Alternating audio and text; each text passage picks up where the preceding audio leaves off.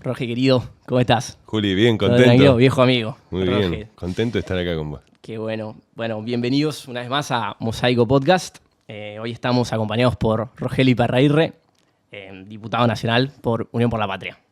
Bienvenido, Roge. Gracias. Hoy elegimos hablar de un tema que es la comunidad. Que es también una palabra como con muchas aristas, ¿no? Como con muchas... Es muchas cosas al mismo tiempo, ¿no? Y es difícil de definir, como todas las palabras un poco, pero me parece que la comunidad es esa cosa que visualizamos fuera de nosotros, pero que al mismo tiempo no tenemos tan claro qué es. Entonces, si te parece, Roge, empiezo por ahí. ¿Qué es la comunidad? Te escuchaba decir, está fuera de nosotros, ¿no? Yo creo que la comunidad está en nosotros. Ok. A ver, o sea, ¿qué es la comunidad como definición? Ya tenemos en la espalda, ya son más de 200 años, ¿no? Donde la sociología, la antropología y hasta la economía, ¿no? Hicieron sus definiciones sobre comunidad. No me parece que sea la búsqueda tuya, ¿no? Digo, la definición, ¿no? Sí, sí. Hay definiciones, cualquiera que terminó el secundario, pasó por la universidad o incluso es capaz de hacerse idea de las cosas, tiene su idea, y esto es lo interesante. Claro. O sea, lo primero interesante, ¿no? De la comunidad, que me parece que es algo, no sé si líquido, este concepto tan en boga ahora, pero sí con sus márgenes, sus bordes a la hora de definirlo bastante laxos. Y esto es interesante. Me parece que ahí reside parte precisamente de la potencia de la comunidad. La comunidad no es una cosa, no es una definición, no cuadra una definición taxativa, ¿no? De hecho está fuera de nosotros, como decías vos, efectivamente está fuera de nosotros, pero también está en nosotros, ¿no? Claro.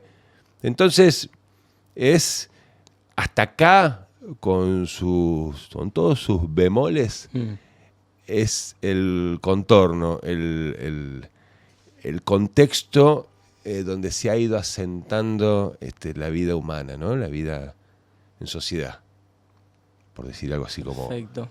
muy general, me Claro. parece a mí. Y es algo esencial, creo. Además. Hay algo muy bueno que decía Jean-Luc Nancy, que un filósofo francés, que decía como que la comunidad es la condición que se genera a partir del encuentro de singularidades, ¿no? Como decir, bien, me encanta. O sea, la comunidad no es digamos, no es algo que cada uno tiene, sino que únicamente se genera ahí. O sea, se genera cuando se genera ese encuentro. Y es una condición que está aparte, ¿no? de cada uno de las singularidades que se encuentran. Hay un encuentro también que, siguiéndote la línea, hay un encuentro propio de la comunidad que es cuando nos encontramos en un destino imaginado, en un destino común. Parece que esa es una de las características también hasta más poéticas, te diría, incluso de la comunidad, ¿no? ¿En qué nos encontramos? Nos encontramos en la idea de un destino común. Un destino común no quiere decir un mismo destino, fíjate, claro, ¿no? Digo, claro. Lo complejo de las cosas, ¿no? En un mismo destino, uno tiende a imaginar, en una lógica por ahí muy elemental, ¿no? Mi razonamiento, que es exactamente, nos espera a todos el mismo mañana. Claro. Un destino común, ¿sí? Habla de un conjunto donde que si lo proyectás en términos individuales, a cada uno nos espera un mañana. Diverso, distinto, claro. Pero ¿qué hace a ese común? ¿No? Que es una de las cosas, me parece, puestas hoy están casi en peligro de extinción.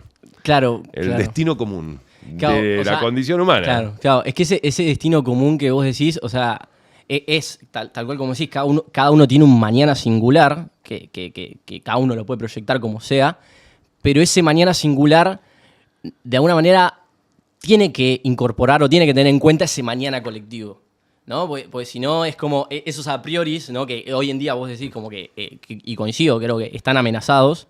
Hay una definición, hace muy poco estuve en un congreso en Chile y una socióloga francesa, se llama Claudine Haroche, dijo algo muy interesante. Dijo, todo lo que parecía fijo está amenazado. Dijo, por el tema de la irrupción de las nuevas tecnologías. ¿Sabes qué? Fue lo mejor que escuché en todas esa semana del congreso. Fue impresionante. Sí. Y dije, claro, ahí está la cosa. Digo, relacionándolo con esto entre que decías eso, de... la comunidad. Claro, la existencia de la propia comunidad. Exactamente. O al menos como la hemos sabido imaginar o como la hemos vivido hasta acá. Claro. También está amenazado. El problema, me voy un poco, perdóname la digresión, pero Sí. Total libertad. el problema es, digamos que cada uno hará su evaluación, por supuesto, pero yo no veo que estemos, por eso esta socióloga habla de amenaza, sino hablaría de transición, de cambio, de transformación. Claro. ¿No? Porque justamente el problema no es que está siendo reemplazada una forma de comunidad como la conocíamos hacia otra, producto de la emergencia de toda una serie de variables muy potentes que, entre otras cosas y centralmente, tienen en el vértice las nuevas tecnologías, las redes sociales, inteligencia artificial, etcétera, etcétera, etcétera. Y punto. Es hasta cuadraría en la idea de la evolución. Sería una evolución en el tipo de comunidad, en el tipo de organización social. Claro. A mí lo que me parece es que eso que podría verse simplemente como una evolución es, como dice esta socióloga francesa, una amenaza. Porque en realidad lo que propende, y es lo que estamos viendo en estos primeros 20 años, por poner un punto de corte atrás en nuestro pasado inmediato, digo, de irrupción de esta nueva revolución, lo que vemos es que propende a una hiperindividualización que conduce a un estado de abulia y fragmentación. Claro. Porque el individuo, cuando de pronto se encuentra, aunque está construyendo solo su destino, singular, individual, único, la vida, de tan encantadora que parecía a veces y tan compleja, de pronto se hace algo se empobrece, se hace muy pobre. La vida, si yo tengo que imaginarla solo para mí, ¿no? Creo además que hay intereses detrás de esta transición, de esta amenaza, donde de nuevo la comunidad recobra, la necesidad y la importancia de la comunidad recobra mucha contemporaneidad, pero esto no quiere decir que no haya que poner en tela de juicio a la comunidad. No hay que hacer una defensa cerrada, boba, de un tipo de comunidad o de la evolución que la comunidad ha tenido hasta acá, porque evidentemente, digamos, si está amenazada en algún punto es porque los anticuerpos de esa comunidad han empezado a flaquear, ¿no? Claro. Si no, no estaríamos hablando de, tomando el concepto de esta socióloga, de amenaza, ¿no? Entonces hay que repreguntarse también qué es lo que pasa con la comunidad, cuál es el cuadro actual, cuál es la situación, esto que estás haciendo vos, de que hablamos cuando hablamos de comunidad, donde yo creo que, volviendo un poco al inicio, a la definición, hay que tratar de tener la astucia y la cintura suficiente para poder escapar de algunas definiciones que se trazan en el marco de la lógica que hoy medio que nos comprime a todos, que es la lógica binaria, cartesiana, la lógica de la grieta, que es una lógica poco inteligente, es una lógica boba, es una lógica intolerante. Digo, la intolerancia, lo sabemos, es inversamente proporcional a la inteligencia, ¿no? Entonces esta lógica nos plantea, por ejemplo, hablando de temas como esto, la dicotomía de colectivismo o liberalismo, digamos. Claro. ¿No? Como si... Claro. Y así todo... bueno, yo vengo estoy transitando en este momento de mi vida en el Congreso de la Nación, ¿no? Y esa es la lógica imperante. Lo cartesiano, lo bueno y lo malo, la luz y la sombra, Totalmente. Dios y el diablo, River y Boca. Y nos estamos perdiendo, digamos, y las salidas por arriba de los laberintos siempre van por el lado de lo complejo, ¿no? De la paleta de grises. Bueno, hablando de comunidad, también creo que hay que escapar de esa trampa, ¿no? La comunidad, y se quiere hacer ver a la idea o a las ideas posibles de comunidad como el funcionamiento orgánico de las abejas, por ejemplo, ¿no? En la colmena, ¿no? O de las hormigas. Eso, en tal caso, será la exégesis que imaginó, por ejemplo, el fascismo, ¿no? O regímenes autoritarios que desde el control del Estado creen que lo que tienen que hacer es conducir a una sociedad, a una comunidad, donde la palabra orden está por encima de la palabra sociedad o comunidad, ¿no? Es decir, el orden, los roles, las tareas, las responsabilidades, las jerarquías están por encima de la propia comunidad. Con lo cual la comunidad pierde, primero deja de ser comunidad en esos regímenes, porque pierde además lo vital, que es sus contradicciones, sus tensiones, sus conflictos, sus quilombos, digamos, ¿no? Muy bueno. Entonces, esa idea, digo libertaria boba porque me parece que es una idea que recorta el objeto, ¿no? A un punto lo lleva al paroxismo, ¿no? No, nos quieren, la comunidad es... Mirá, la comunidad organizada de Perón, que es el término filosófico es el concepto más hondo de Perón, porque de hecho además es su exposición en el primer Congreso de Filosofía en Mendoza. Sí. Ahí cuentan que el padre Benítez, que era el confesor de Evita, fue uno de los que... Hay mucha letra de él ahí, en la comunidad organizada, en muchas discusiones que tuvo hasta altas horas de la madrugada con Perón las semanas previas, mientras Perón preparaba su ponencia en el Congreso de Filosofía. Sampay también Sí. escribía... No importa. No lo sé, tal vez sí. No, tranqui. Con el tiempo, pero no solo nuestros adversarios o nuestros detractores, con el tiempo los propios peronistas han abrazado, sin querer o queriendo, no lo sé, depende de cada uno, la lógica maniquea, digamos, ¿no? Y han empobrecido el concepto.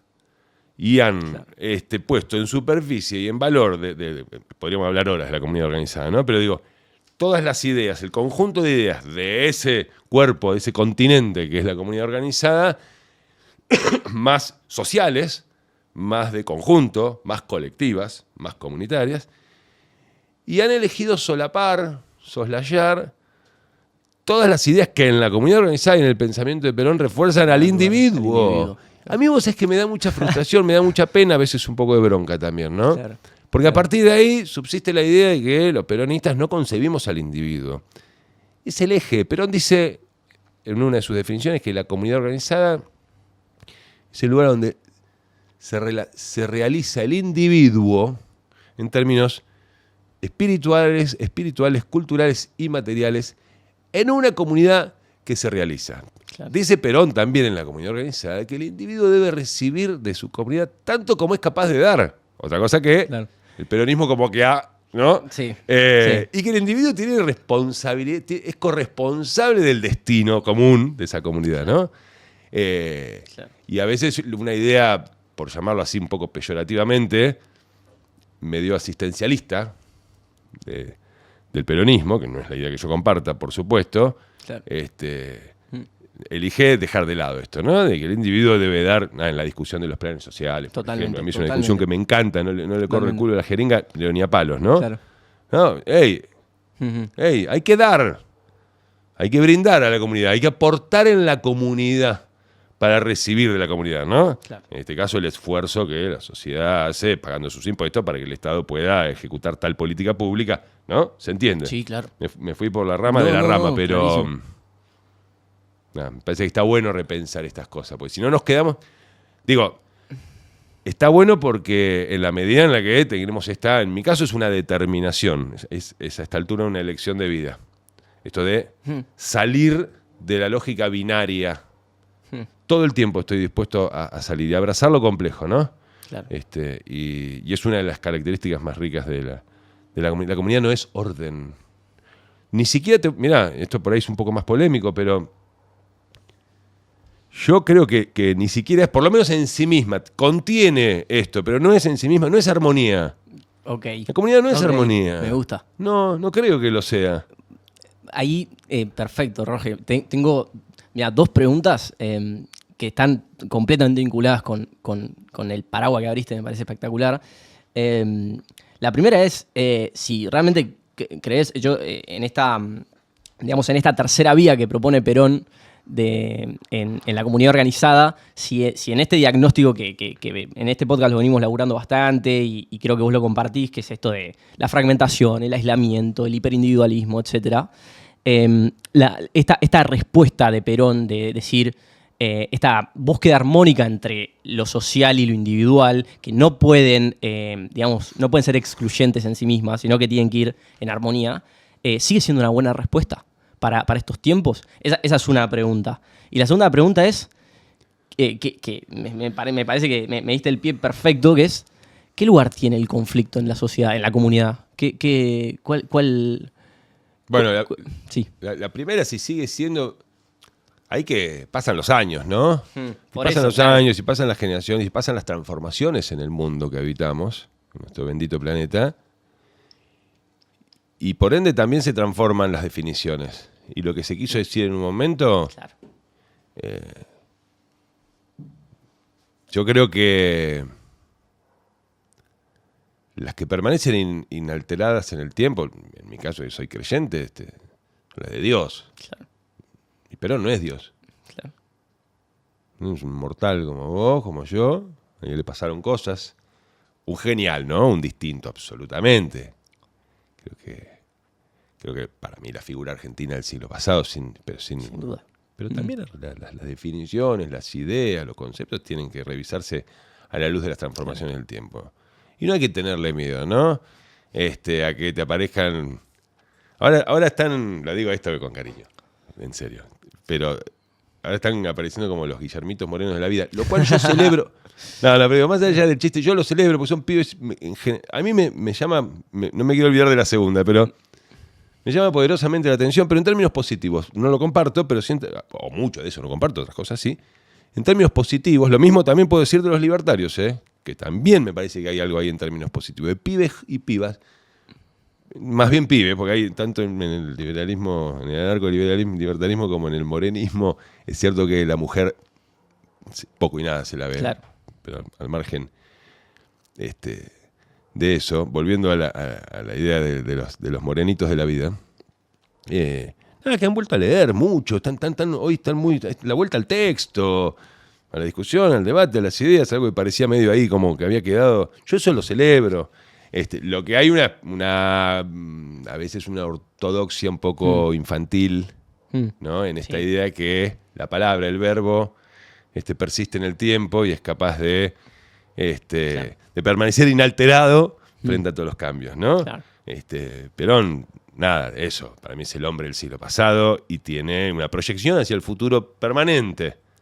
De ahí a que no se puedan revisitar, repensar algunos conceptos, ¿no?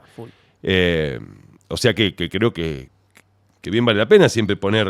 Que se transforman las cosas, básicamente, como todo, como la materia, ¿no? Perfecto. Y me decías lo segundo, me fui por las ramas, pero no me quería olvidar de la segunda pregunta que... Era, ¿qué lugar para vos tenía el conflicto en la en las comunidades? Es el combustible. Es el combustible. Funcionan en base a eso. Mirá, Albert Einstein Muy decía bueno. algo que a mí me encanta, que es que lo comparaba con la física, ¿no? Sí. Y decía que los materiales, por ejemplo, los metales, digamos, ¿no? Es la tensión, o sea, agarrás una vara de aluminio, de hierro, ¿no? Y la empezás a doblar. Claro. Esa tensión es la que libera la energía, viene de ahí. Muy bueno. La sociedad necesita energía. La energía viene... Por eso te decía lo de...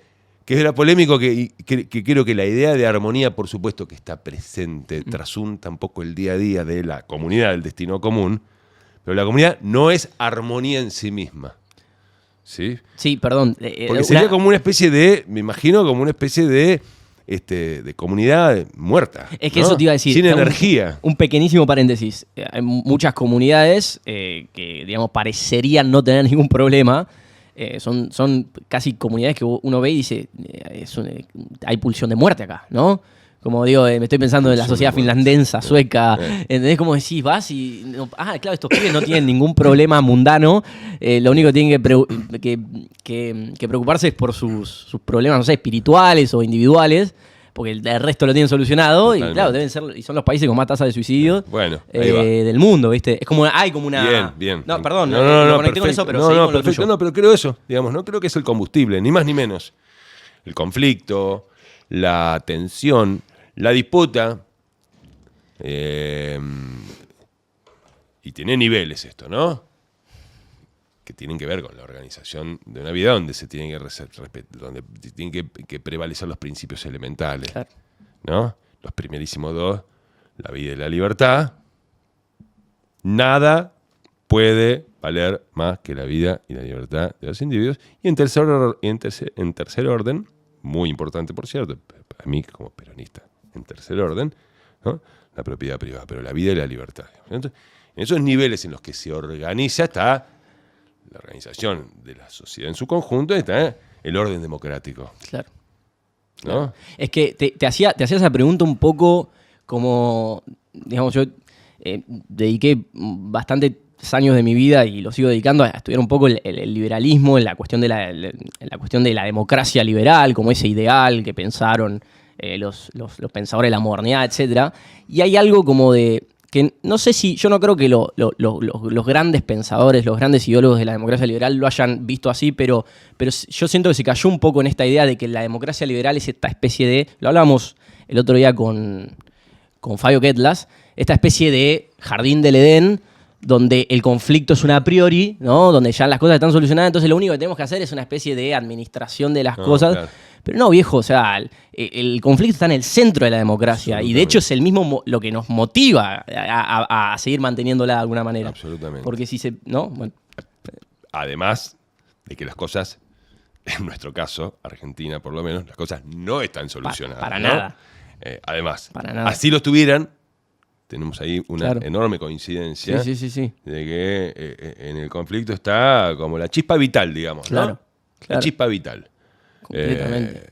Para que no sea... Me gustó mucho lo que dijiste de la pulsión de muerte. Digamos, es ¿no? que el sí, vacío. claro. El vacío existencial, digamos, ¿no? Y es una especie de armonía. Ni te cuento si encima de esa armonía, como algunos quieren hacer creer que es el deseo de los peronistas, digamos, tiene que ver con la armonía esta buscada por los regímenes autoritarios, digamos, ¿no? Por el fascismo, por el comunismo, digamos, ¿no? Bueno, no, es otra cosa. Felizmente, es conflicto. Ahora, ese conflicto se ordena, ¿no? Según sus niveles, ¿no? Claro. En el sistema democrático, la eliminación del otro, física, es decir, la eliminación de su vida, o su libertad, por eso decía la vida y la libertad, no pueden ser nunca la divisa para resolver el conflicto, ¿no? Claro. Bueno, ahora, para que ese sistema democrático siga siendo, vuelva a ser, porque yo creo que ya estamos transitando el momento donde ha dejado de ser un consenso elemental el sistema democrático, mirá lo que te digo. Coincido. Ahora, para que vuelva a ser un común denominador, el consenso tácito, ¿no? Bueno, tiene que poder funcionar en la medida elemental. Pero no te digo, no estamos yendo a Finlandia o a Islandia, no, en la medida elemental. Claro. Y nosotros venimos de un periodo demasiado prolongado, yo me animo a decir de poco más de 10 años, donde asistimos a un deterioro continuo de la estatalidad, empezando por la distribución regresiva del ingreso, la educación pública, la salud pública y la seguridad ciudadana, por nombrarte 4 tópicos, me parece que hacen materialmente, en la dimensión, en el aspecto material, hacen a la vida de la sociedad y a la relación que construye el ciudadano,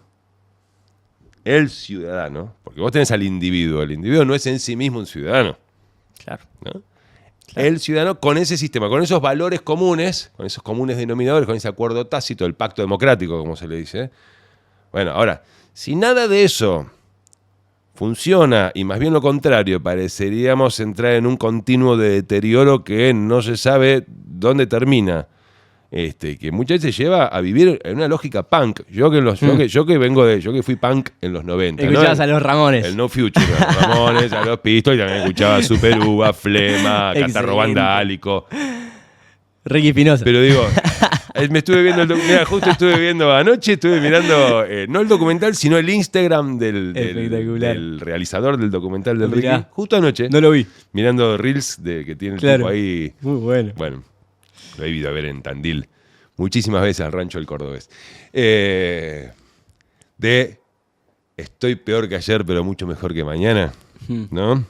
Ese No Future. Bueno, hace ya un poco más de 10 años que estamos viviendo así, donde todos los días estás un poco peor que el común de los ciudadanos y ciudadanas de a pie. Hay como una ruptura de ese pacto intergeneracional de mis hijos van a estar mejor, ¿no? Como de algo, de esa...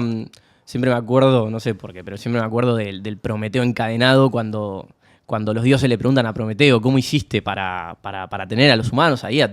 Y el tipo dice, instalé en ellos la vana esperanza, dice, ¿no? Como, o la ciega esperanza, como en el sentido de la esperanza es lo que nos mantiene vivos, viejo. O sea, no queda otra, ¿no? O sea, hacemos todo hoy porque mañana puede pasar algo bueno. Totalmente. Bueno, eso no se está comprobando. Entonces, claro, exactamente, eso. Y entonces es difícil que se sostenga ese apego, del individuo, del ciudadano al pacto democrático, ¿no? Per se, porque sí. No, es que tal cual, porque ¿No? si vos decís, digo, y bueno, es un poco esto que está tan conversado, que es esto de que yo no estoy tan de acuerdo en el fondo, pero esto de que, bueno, ante la insatisfacción material que le habíamos adjudicado a la democracia, como llegó la democracia, se solucionaron todos nuestros problemas.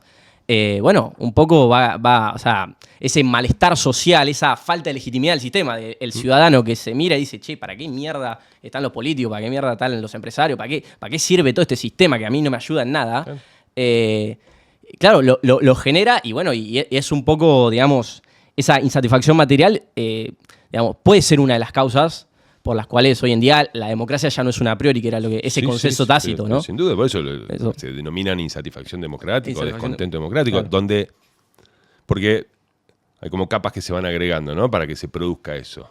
Y que yo creo que tiene al final del camino, y estamos en ese momento ahora, yo le llamo una perforación de la conciencia cívica. Bueno. Una perforada, ¿no? Un clavo.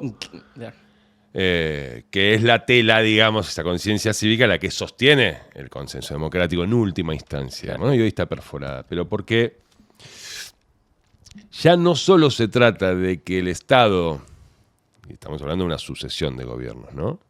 Y aparte de distinto color político, no resuelve los problemas elementales que hacen el fruto del esfuerzo, digamos, ¿no? Yo me encuentro con un laburante de la construcción en Tandil, que aparte está donde en el lugar que hoy cualquier laburante de la construcción quisiera estar en Tandil, que es la obra del Parque La Albita, el Parque Eólico, ¿no? Un tipo un poco más joven que yo, 39 años, bastante más joven que yo, y me dice que está como la mierda, ¿no? Y está harto. ¿Por qué? ¿Qué pasa? Él tiene, bueno, a Dios gracias, tiene un terreno propio, entonces ahí se pudieron hacer la casa con su mujer. Y tienen un nene que ya tiene 7 años y hace cosa de 3 años tuvieron una nena, ¿no? Y entonces, el año pasado, o el anteaño, digo, no quiero ponerlo, digo, en mi caso no vas a encontrar, digamos, está por fuera de la fechas coyuntura calendarias tipo el día que asumió tal gobierno. Olvídate. Dijeron, che, vamos a empezar a hacer una pieza, ¿no? No me acuerdo cómo se llama, la hija, ¿viste? Ya para que tengan un cuarto cada uno. Y me dice, hace un año que no puedo comprar un palet de ladrillos. Hace un año que no puedo comprar una bolsa de cemento. Claro. ¿No? O me encuentro con un amigo que fue un año a la secundaria conmigo, saliendo en Tandil también, enfrente al PJ, donde yo tengo la oficina cuando estoy allá. Hay un pelotero, ¿viste? En el interior. Sí. No sé acá en Capital cómo es, pero ¿viste? En el interior los cumples de los nenes chiquitos es muy habitual, muy común, son los peloteros. Sí. Justo me lo cruzo, muy caliente también, porque por primera vez en 4 años no le iba a poder festejar. Venía de Aladín, se llama el pelotero, venía a averiguar en Aladín y no le alcanzaba para festejarle el cumpleaños, que se lo había festejado el año anterior, el anterior y el anterior. Y decía, voy a tener que ir a lo de mi suegra, que tiene patio, estaba recaliente. Naturalmente. No solo porque primero que voy a depender de si llueve o no llueve, digamos, ¿no? Pero es la única en mi familia que tiene patio para que yo alquile un inflable. Muy caliente porque labura, se rompe el orto, claro, labura todos los días, digamos. Claro. Entonces, tenés eso. Tenés el deterioro de la educación pública, donde, como dijo Cristina Fernández la otra vuelta, están descontentos los docentes, están descontentos los alumnos, están descontentos los padres. Muchachos, hay algo ahí que no está caminando. Y nosotros no queremos verlo porque es políticamente incorrecto decir esto, porque hablo de nosotros, estoy hablando en este caso de nosotros, de mi espacio político, ¿eh? Sí. Porque son parte de nuestro frente político, porque la correlación de fuerzas no da, porque ahora no, ¿viste? No sé por qué, ¿viste? Y sale tu hija para el club a tomarse el bondi y vuelve a los 5 minutos llorando. ¿Qué pasó? Le chorearon el celular en la parada. Y a vos y a tu mujer no se les cruza por la cabeza, por el abanico de opciones, ir a la comisaría a radicar la denuncia. Ya no se te cruza por la cabeza porque no va a servir. Claro. La Suprema Corte de Mendoza hizo una encuesta sobre grados de satisfacción y la opinión y la imagen de los mendocinos en torno a la justicia, ¿no? Y se encontraron con algo muy llamativo y enormemente preocupante. No solo que el 84% tiene una imagen negativa de la justicia, que se corresponde con lo que tiene a nivel nacional, es sí, el poder Latino Barómetro, eso te iba a decir, es el poder con la peor imagen, sino que un 19%, Juli, desconocía la existencia de tal poder. Claro. ¿Me explico? Claro. Y no son, en nuestra Constitución no dispone de 25 poderes, son 3. Son 3, hermano, no Ejecutivo, es mucho. legislativo y judicial. Claro. Un 19%, casi la quinta parte de la población, desconoce, mirá para la mierda que funcionará, que desconoce ya directamente no es que funciona mal. Claro. No sabía que había... Tan desuso. ¿Hay digamos, justicia? Es una Bueno, cosa vetusta. Que digo, quedó ahí, sí. podemos seguir, pero todo eso, digamos, es lo que produce esa... Va sedimentando... Ahora, sí, sí. como te decía, termino el concepto con esto. Que las cosas no estén funcionando como debieran, incluso que estén funcionando de mal a muy mal, casi te diría que no es condición suficiente para la insatisfacción democrática. Porque tampoco, lamentablemente, pero hay que decirlo, es una novedad en el paisaje argentino, que las cosas funcionen mal. Lo que se agrega a eso, el componente me parece a mí, que se termina agregando a eso, que produce la insatisfacción democrática, es la idea no ya de que el Estado no me puede resolver los problemas, sino que además no tiene registro de los problemas y eventualmente no le importa. Es decir, es un Estado no solo impotente, sino también indolente. Y que las pocas veces que vemos tomar cartas en el asunto y vemos activar al Estado, es en defensa de los intereses de los más poderosos. Entonces, las cosas no funcionan, pero además no funciona, al Estado no le importa. Y además no importarle cuando activa, cuando hace algo, lo hace en función de los intereses de los más poderosos. Ya está. Ya están. No me hinchen más la pelota. Claro. Pero el consenso básico no lo toquemos. Ojo, esto se entiende, ¿no? Lo que estoy diciendo claro, es clarísimo. Digamos, clarísimo. Profundo apego al sistema democrático. Pero lo que no se puede pretender, porque es un pensamiento mágico, es la idea de que va a estar ahí, va a previvir en el tiempo, intocado, por obra y arte de qué. Sí, Roge, totalmente. Y creo que también hay algo con lo que decías, que es la cuestión generacional, ¿no? Sobre todo de mi generación. Yo creo que está con Feli un poco. Feli es mi compañero acá del podcast, que hoy no puede estar, pero un poco lo que hablamos y un poco también por lo que hacemos este podcast es un poco para pensar todos los grandes temas que vienen aquejando a las generaciones anteriores o las interpelan, un poco como nos interpelan a nosotros, ¿viste? Entonces, por eso nos interesa tanto el tema de las tecnologías, de la fragmentación, etcétera. Sí. Pero digo, con esto que decías de este templo de elfos intocable que era la democracia, y lo hablábamos también con Martín Bomer, que estuvo acá en el podcast, que también él lo compartía, que es esto de nuestra generación nació con la democracia. No tuvo que laburar, ¿viste? No. En términos comunitarios para recuperarla o para... Entonces hay algo de ese apre que como que lo descuidamos, ¿viste? Sí, ¿no? Como que hay algo de eso, como que por ahí la generación de ustedes todavía tiene esos vestigios. La mía, yo diría... Por ahí la tuya no, quise decir por ahí la de mis papás. La mía nació con la democracia, yo soy 78. Sí. Si querés, con una democracia que carreteaba. Claro. ¿No? Sí. Alfonsín, el juicio de la Junta, pero después el Pacto de Olivo, la obediencia de vida, el punto final, las crisis. Y tu generación es en tal caso yo diría, las dos somos generaciones democráticas, la tuya es de una democracia revitalizada. Claro. Es un momento que más allá de las ideas políticas de cada uno, hay una revitalización, ¿no? En este proceso que inician Néstor primero y Cristina después, revitalización, digo, se entiende, ¿no? Vos, sí. En el sentido más amplio, es decir, porque además vuelve el conflicto. Claro. Entre otras cosas, completamente. ¿no? Pero, sí. Pero además, agrego lo último de esto, por lo menos, no es solo esta crisis, este descontento democrático, este derrotero, digamos, acompañado o explicado por un deterioro continuo y por un Estado no solo impotente, sino indolente, sino que además en el medio de esto es que se produce la emergencia, ¿no? De nuevos actores, de nuevos poderes. Esto hay que decirlo con todas las letras. El otro día veía un stream libertario y hablaban con sorna, ¿no? Con burla y peyorativamente se referían a quienes creen que la emergencia de las nuevas corporaciones tecnológicas son nuevos poderes, ¿no? ¿Viste? Están viendo una película, ¿viste? Y esto es así sin más. Son nuevos poderes, digamos, ¿no? Bueno, que además brindan todo un nuevo lenguaje y un nuevo contexto y entorno a la realización de los individuos, es decir, mientras se insatisfacen en el sistema democrático y entonces se licúa la comunidad, el destino común, la vida con el otro, etcétera, etcétera, se fragmentan las identidades.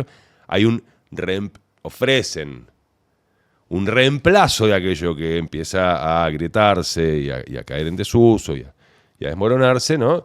Que es la otra comunidad que se construye, ¿no? en las redes, en el mundo virtual, la inteligencia artificial. Y bueno, y no es un reemplazo. Por eso cuando te decía cuando vos me contabas lo de la filósofa francesa que estuviste escuchando en Chile, y ya no hablaba de transición, cambio, evolución, sino de amenaza, ¿no? Claro. Porque es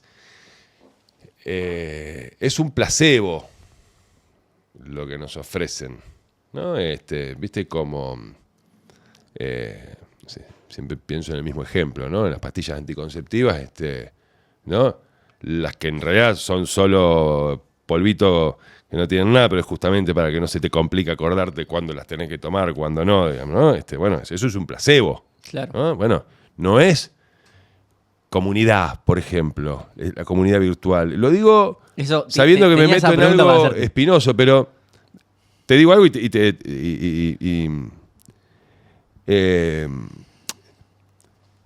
entre otras cosas, la comunidad, y esto es algo lindo, el ejemplo, aparte, a mí me parece tan hermoso, viniendo de alguien tan inteligente, la comunidad, además de tener algunos intereses en común, o compartir territorio, o club, o escuela, o barrio, o idioma, o religión, y qué sé yo, no sé qué, además la comunidad tiene mecanismos de autorregulación a su interior, digamos, ¿no?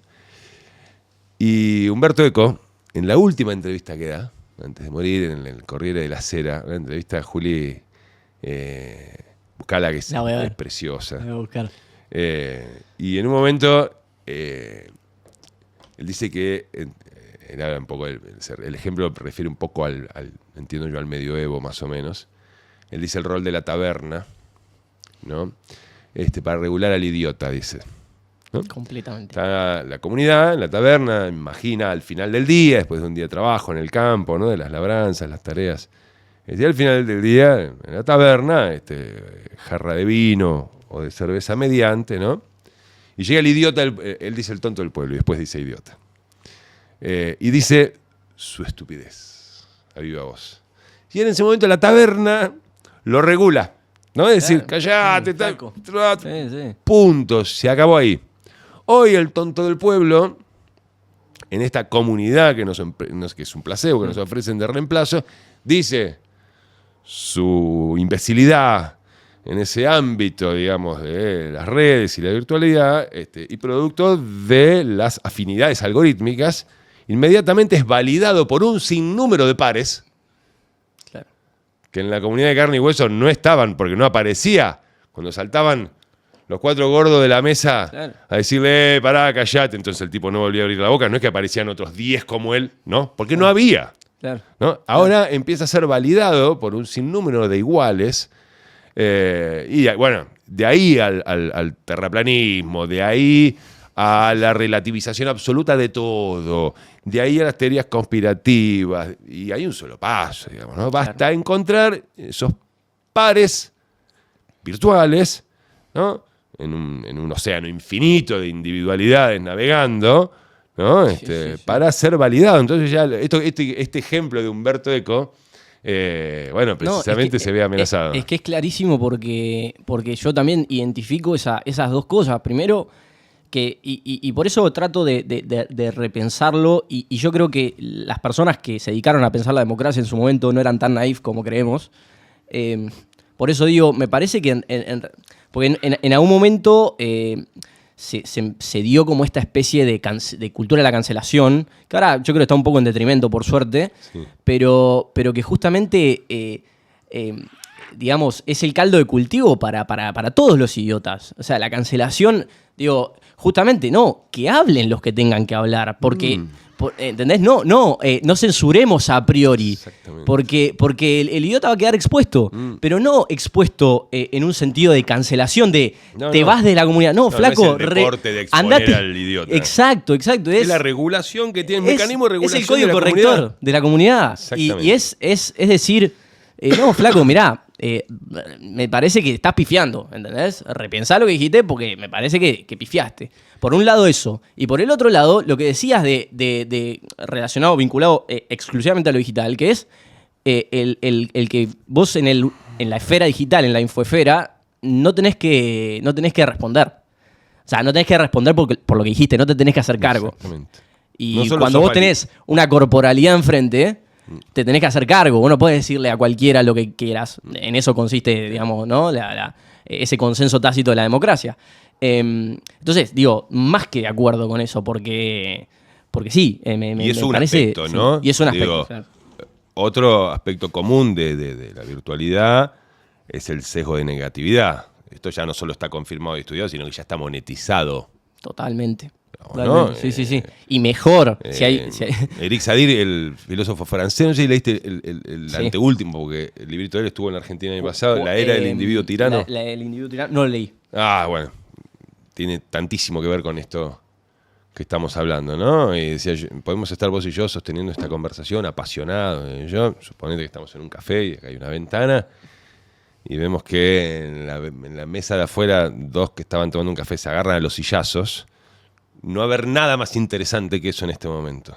Y no importa de qué estábamos conversando, nuestra atención va a ir ahí. Claro, En esa lógica, claro. él pone ese ejemplo, funciona el sesgo de negatividad. Por eso, digamos, los cerebros que hoy están estudiando las campañas en la dimensión digital han profundizado tanto en el estudio de este concepto. Es decir, los empresarios lo han logrado monetizarlo, ¿no? Claro. Los cerebros de las campañas políticas o de los medios de comunicación, ¿no? Es decir, en el ataque. Sí, si genero mucho más datos si vos te estás cagando a palos con el otro. Exactamente. Si cada dato es monetización, lo traduzco Y en mi cuenta de resultados. Ahí me parece que diste abriste otra ventana, otra puerta que es elemental para un poco terminar de recontra parcialmente, pero de hacer una descripción que no sea tan pobre como la que estoy haciendo.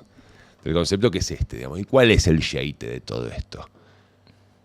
El dato. ¿Qué es el dato? Es información. ¿Información de quién? Tuya. Completamente. Mía. De ella. De él. De aquel. ¿Y esa información cómo se brinda?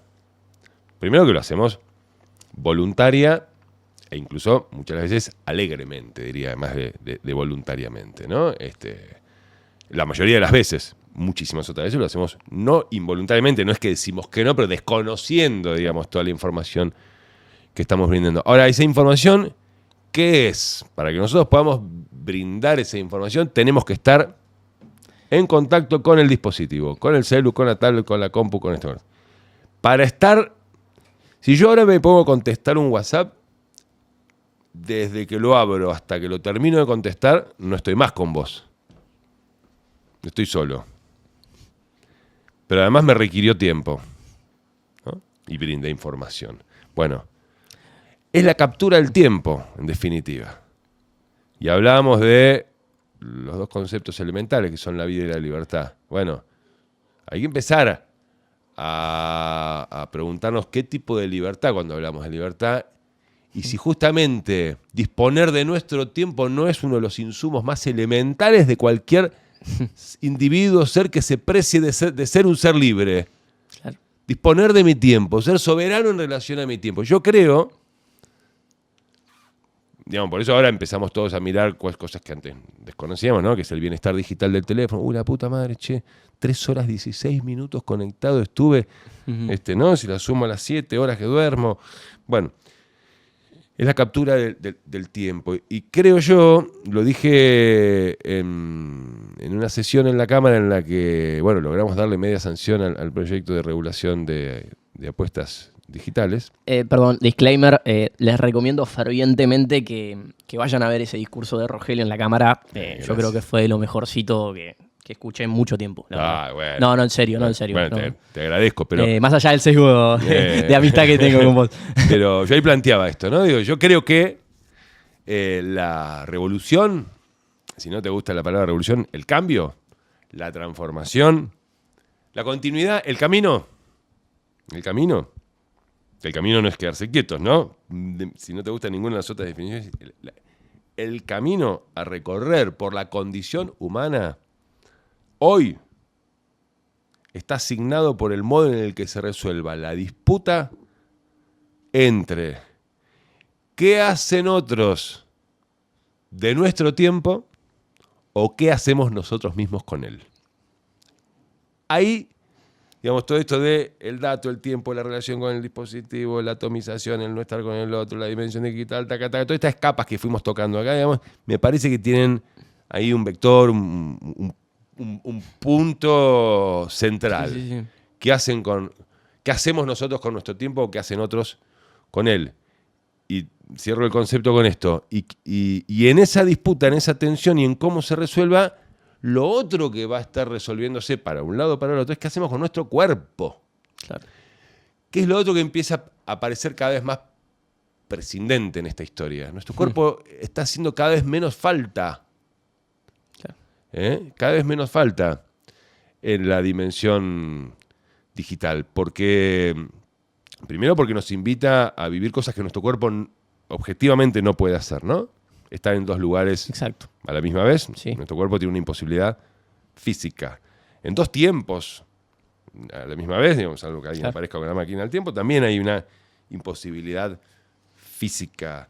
En dos conversaciones, bueno, etcétera, etcétera. Nuestro cuerpo no puede nada de esas maravillas que nos permite la dimensión digital. El problema es que si nuestra vida empieza a estar paulatinamente más volcada hacia allí, podemos creer que podemos empezar a prescindir de nuestro cuerpo. El problema ahí, la gran diferencia, más allá de lo propiamente físico del cuerpo, ¿no? Del cuerpo situado, ¿no? Como dicen los psicólogos, el cuerpo en el aquí y ahora de las circunstancias de cada uno, es que toda esa maravilla que nos brindan, ¿sí?, solo queda en el plano de la experiencia, que está en el córtex frontal, no sé qué, el cerebro, eso hay que preguntárselo a Manes el día que lo tengas.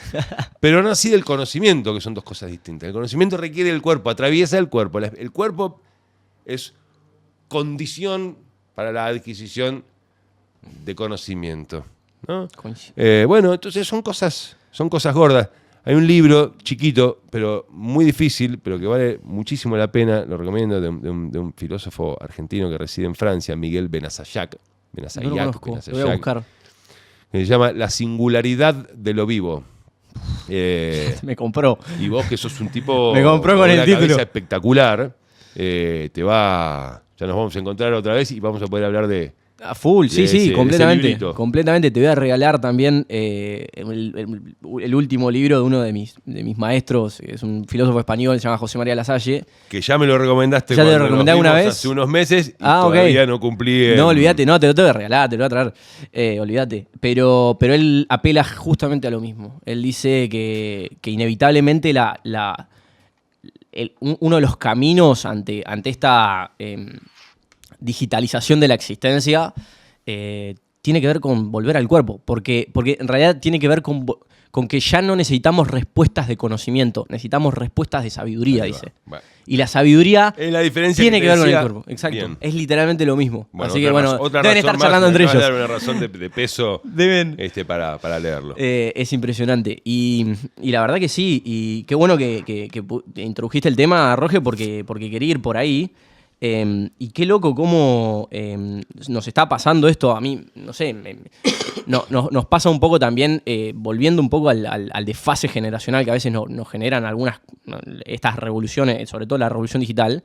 Pero qué loco cómo esto, o sea, todas estas, como vos decías en tu discurso en su momento, en qué contexto histórico emergen estas tecnologías, que es esta hiperfragmentación. Por eso también te quería preguntar qué pensabas de las comunidades digitales, de cómo se utiliza, digamos, el mismo concepto para lo digital. Con Nata, que está acá del otro lado de la cámara, lo hablábamos hoy más temprano.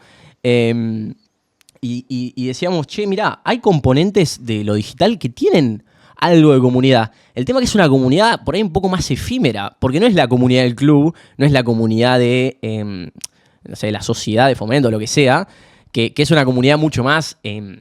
digamos, mucho más arraigada, ¿no? Mucho más enraizada. Y la comunidad digital es más una comunidad, te diría, de consumo, ¿no? Un poco como. Y entonces se disuelve en esa condición efímera del consumo también. Sí. Pero también tiene componentes de comunidad. Y lo loco es que también tiene el componente antagónico de las comunidades. Viste que ahora hay como una guerra entre los streamers, viste, de que la comunidad acá y que yo hice más que vos y qué sé yo. Hay como toda una cosa y hay hasta un sentido de pertenencia. Y qué impresionante cómo en esta esfera, en este nuevo orden global de esferas digitales, se apela mucho a ese sentido de comunidad, que es, che, está bien, yo no sé si le quiero dar mis datos a Google o a Meta, pero yo necesito estar en las redes sociales porque ahí está pasando la cosa. Si ¿No? Ahí se está jugando el partido. Que me agarra el FOMO. Claro. Entonces, digo, vaya que lo entienden, ¿no? Los muchachos que piensan esto, cómo funciona la condición humana en algún punto. Sí. Es espectacular lo que estás diciendo. Porque, bueno, primero, sobre lo último que acabas de decir, ¿no? Fíjate que hasta la psicología hoy ha establecido un nuevo término, digamos, porque es un nuevo, una nueva ansiedad, iba a decir un nuevo padecimiento mental, capaz que es una exageración y como no soy un profesional en la materia, pero sí una nueva ansiedad, lo cual no es poco, es el FOMO, ¿no? El Fear of Making Out. Sí, exacto. La idea de que Totalmente. te estás perdiendo algo. Lo loco es que aquello que tenés la idea que te estás perdiendo porque hace 45 minutos que no miro el celu, es algo de la vida de otros encima. Ni siquiera es de la propia vida. Es decir, ¿no? Te estás perdiendo el meme que está circulando en tu grupo de amigas, de amigos, ¿no?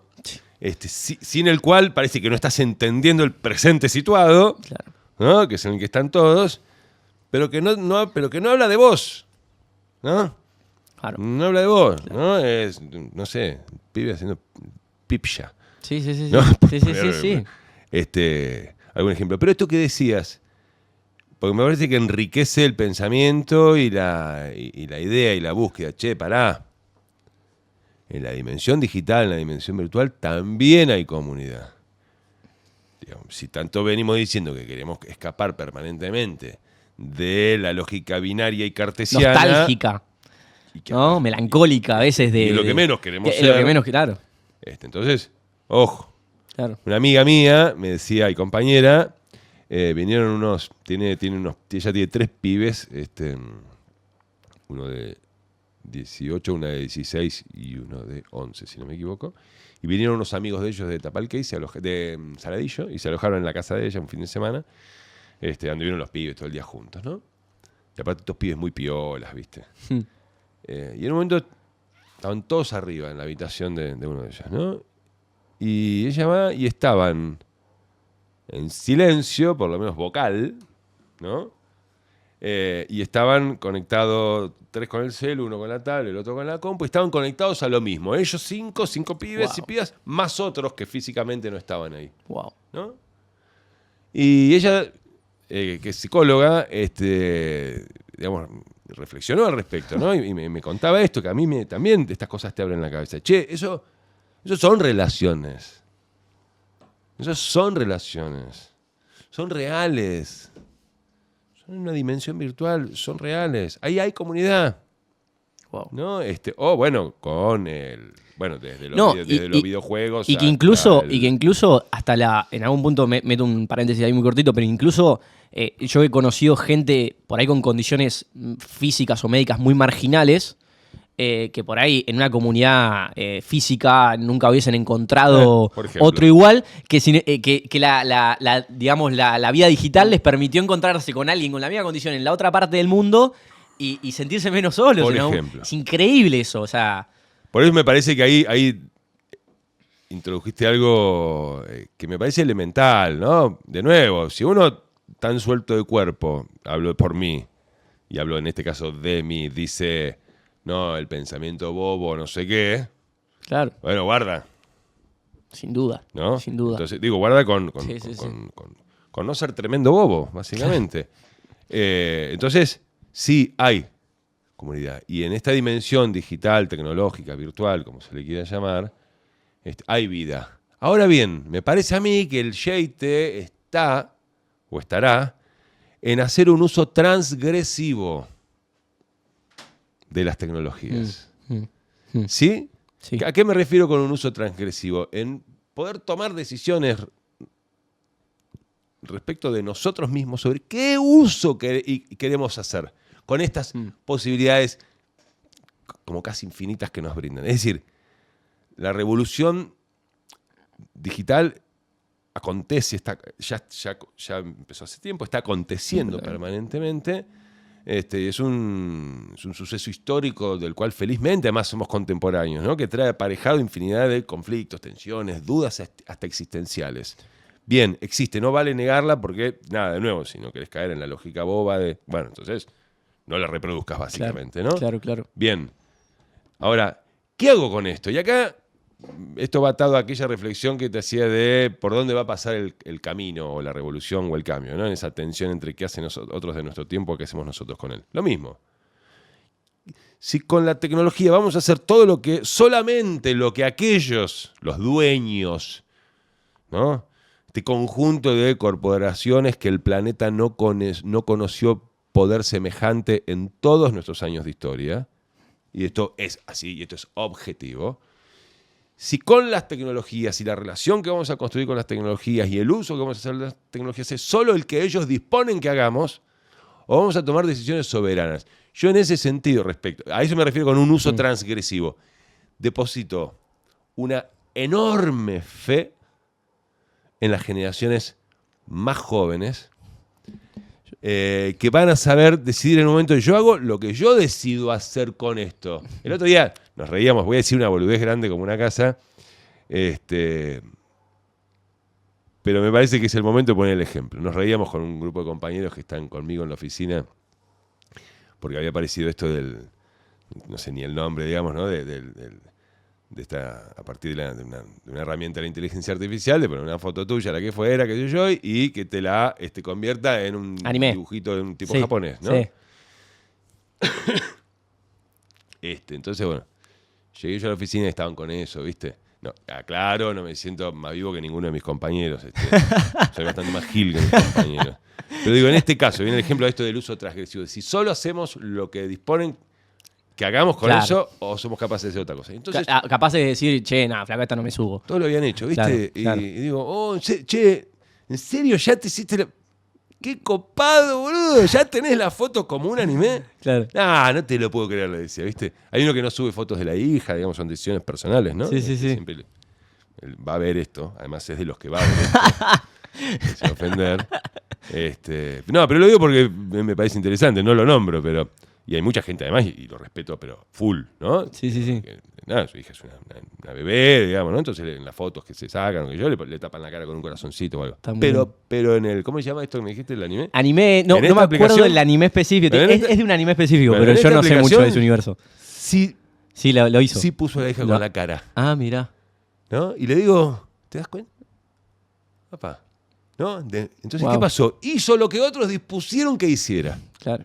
No, bueno, de nuevo, ¿qué es un uso transgresivo? Y a mí no me da para darte la respuesta, ¿no? Ya quedé viejo. La respuesta no la voy a tener yo. Sí la van a tener los más pibes, ¿no? Claro. De recuperar poder, si se quiere, soberanía, libertad, en definitiva, respecto al uso que van a hacer para sus vidas y su desarrollo de estas posibilidades que nos brindan las nuevas tecnologías. Yo también le tengo esperanza y fe a mi generación. Yo creo que, a ver, a mí me pasa algo y creo que, por ejemplo, lo hablamos a veces con Feli también, Ofelia Fernández creo que es una mina que habla de temas de nuestra generación y lo hace para mí muy bien. Y toca este tema de, che, dejen de tratarnos como giles, ¿viste? No solo somos los consumidores de 15 segundos de TikToks. Yo también le tengo mucha esperanza a nuestra generación. Creo que, de hecho, mirá lo que me animo a decirte. Yo creo que muchos de los pibes que hoy están haciendo, pibes y pibas que están haciendo streaming y ese tipo de cosas que ya se insertaron un poco en el debate público. Tengo un montón para nombrarte, Rebord, los chicos de Cabaret Voltaire, Rosendo, un montón. Los chicos de Carajo, los mismos chicos de Los Herederos de Alberdi, qué sé yo. Me parece que están siendo grandes benefactores sociales en un montón de aspectos para nuestro país, para nuestra comunidad y para nuestra sociedad. Y creo que de eso yo soy un poco más pendejo que ellos, me parece. Yo tengo 24, 25 ahora. Y me parece que eso, siento que mi generación está pariendo un poco un sujeto político nuevo que va a ser un poco menos binario, menos antagonista. Aunque menos... parezca No quiero caer en la de somos unos fenómenos, pues no lo somos para nada, pero sí siento que, dejen de tratarnos como giles, ¿viste? Decía vos ponías el ejemplo, ¿no? De esta otra nueva capa que se agrega en la dimensión digital, virtual, tecnológica, que es el stream, ¿no? Que además es un rulo espectacular, una vuelta de rosca alucinante que estaba haciendo mucha falta a los medios de comunicación audiovisual, lo que ya podemos llamar tradicionales a esta altura, de la aportación que están haciendo, ¿no? Del aporte que están haciendo estas generaciones, la inmensa mayoría pibes y pibas muy jóvenes, ¿no? Y yo lo que quería apuntarte, no solo que coincido y reafirmo esto que decís vos, sino que además vos fijate que esto es sintomático, los más grandes, y estoy hablando de mi generación, inclusive, y para arriba, tenemos un problema que no estamos sabiendo digerir, al menos en términos políticos. Porque una de las cosas que tiene, además, el mundo del stream, o por lo menos muchos de aquellos de estos canales de los que estamos hablando, tienen entre otras cosas, una de las novedades que traen al paisaje, entre otras cosas, es definiciones políticas de su pertenencia, al menos a un arco determinado, claras. ¿No? Digo, no sé, Tomás Rebol es peronista, cristiano, claro, y de Boca. Claro. ¿No? Sí. Los herederos de Alberdi. Sí. No son peronistas. Claro. ¿No? No es que yo le estoy sacándole la ficha. No, ellos. Claro. Yo, carajo, Esto es interesante. Ahora, los que no lo terminamos de entender somos los adultos. Claro. ¿Sí? De pronto Rebord. Yo lo veo todas las veces que puedo. Dice algo de Cristina. Digo, para nombrarte algo que para mí es muy caro a mis sentimientos y es muy importante en mi presente. Otro día charlamos de política. No quise entrar ahí. Que me puede parecer que no cuadra, digamos, ¿no? Como yo lo considero. Sí. Ya ¿viste? Me quedo yo en falsa escuadra frente a Rebol. Decir, ¿cómo es, che? Claro. Bueno, eso que tienen, me parece una ductilidad, una plasticidad, claro, tienen dentro del arco. O sea, por eso digo, hay una cosa interesante. Por un lado, no la caretean, es decir, tienen definición de su pertenencia a un espectro político-ideológico determinado y desde ahí arrancan en tal caso, lejos de esconderlo, ¿no? Ahora, dentro de eso tienen una enorme plasticidad. Y a nosotros, ¿viste? Claro. Eso nos deja como, ¿cómo? ¿Cómo claro, que son plásticos? Claro. Che, no puede ser. Claro. ¿No? Un poco caducos estamos en ese sentido. Yo hago el esfuerzo de ponerme esto en cuestión, ¿no? Nada, interesante. Muy bueno, buenísimo. Sí, la verdad que estoy muy de acuerdo. Así que me parece interesante que le vayamos dando ese cierre o esa conclusión, pues sí, creo un poco en lo mismo. Y para cerrar, Roge, que la verdad que la tiranía del tiempo no nos deja seguir. No, pero ha sido muy generoso en este caso. Pero nada, nosotros acá en Mosaico Podcast le damos un poco, bueno, el nombre del podcast es Mosaico, entonces como que tratamos de darle esa idea de todas las voces, ¿viste? Estamos todos ahí como una comunidad, como ahí en conjunto, todos distintos, cada uno, pero estamos ahí bajo una misma mirada en el horizonte. ¿Cuál es tu mensaje para el Mosaico? Si es que tenés alguno, puede ser una frase breve, o un autor que digas, che, hay que leer a lo que sea, no sé. No. Lo que te quieras decir. Pensaba recién mientras te escuchaba, ¿no? Vivir en el Mosaico. Es toda una decisión. Hay que tener coraje para vivir en el Mosaico. Hay que ser osado, aventurero. Hay que ser inteligente, ¿no? Esto así como está, que yo no sé armarlo, es el Mosaico. Si yo esto lo armara, claro, deja de ser el Mosaico, ¿no? Bueno, entonces vivamos en el Mosaico, digamos, ¿no? Aventurémonos a eso. Que entre otras cosas implica desdramatizar las diferencias. sin pasarnos 3 pueblos y convertirnos, ¿no?, en la figura del el boludo alegre, ¿viste? Claro, que el mundo sí, se sí, derrumba sí. a su alrededor y él está como... Claro. No lo de eso, ni tampoco el psicópata en el Claro. otro extremo, ¿no? Claro. Digo, pero vivir en el Mosaico, me parece, lo pensaba en realidad, vos me habías dicho, te invito al Mosaico, no había reflexionado en torno al nombre hasta recién que te escuchaba y digo, claro, mirá qué bueno. Sí, sí. Esto, vivir en la diferencia, decíamos hoy, ¿no?, que el combustible de la comunidad está en la diferencia, está en la tensión, está en el conflicto, está en la disputa. El Mosaico es eso, no pretendamos, además no seamos tan aburridos de pretender que de pronto el Mosaico se vuelva monocromático y ordenado, porque justamente el Mosaico es otra cosa. Entonces vivamos en el Mosaico. Muchas gracias, Roger.